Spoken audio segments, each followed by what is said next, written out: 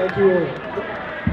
The cost of me standing here today in front of you is quite a significant one. I had to think very hard before coming today to address you, because of course it won't surprise many of you, but the difference between those of us who stand here and the flag that you raise and those who stand over there and the flag that they raise is a gun.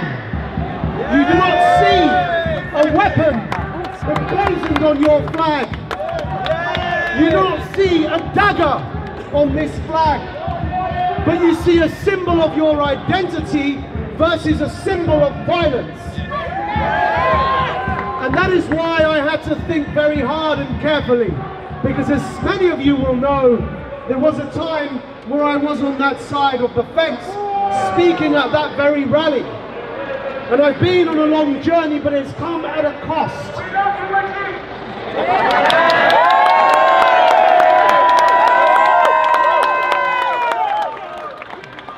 But the cost is one that we have to consider if we want to stand on principle and for universal human rights.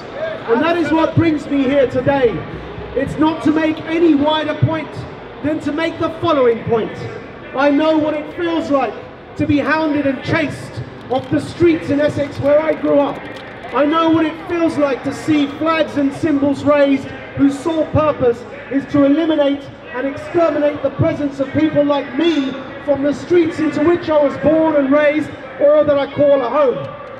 And so I thought to myself, how would I feel if people raising the KKK flag, or the neo-Nazi flag, or a flag for Combat 18, or any other sort of flag that wants to remove people like me from this land, how would I feel if that were to go unchallenged?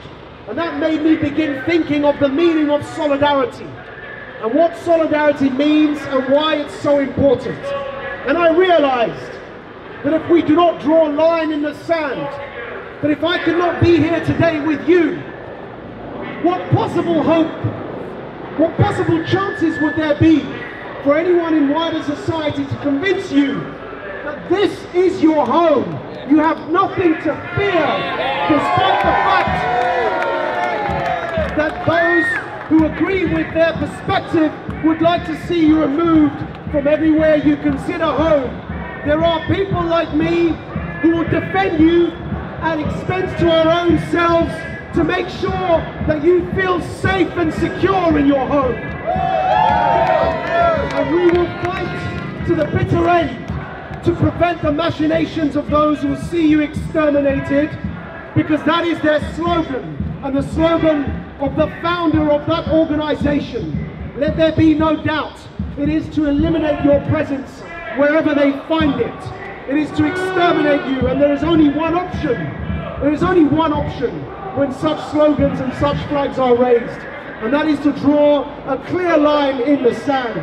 And what is so important is about perception. If this kind of provocation is allowed to happen in London every year, then there will be, for reasons I vehemently reject, but we're witnessing it already, there will be a far-right backlash. And then of course that takes people like me, who are visibly of a minority background, back to square one with all the progress we've made in this country. And so, when people like Lauren Southern were prohibited from entering this country using the terrorism legislation, and when Tommy Robinson was swiftly brought to justice because he violated a court order, and yet those behind the grooming gang scandal, it took years for them to be brought to justice. When there is a perception of injustice and inconsistency, that same terrorism legislation that was used to prevent Lauren Southern entering this country has done nothing to stop people literally raising a flag that has a machine gun on it, with a dagger on it, the slogan of which is to exterminate the Jewish people. And I say that that perception of inconsistency will lead to a far-right backlash, and that far-right backlash will come for people like me and for people like you. So there is only one option we have, and that is to stand together in solidarity against terrorism wherever we see it. And that's why I'm here with you today, and I shall continue to stand with you insofar as I can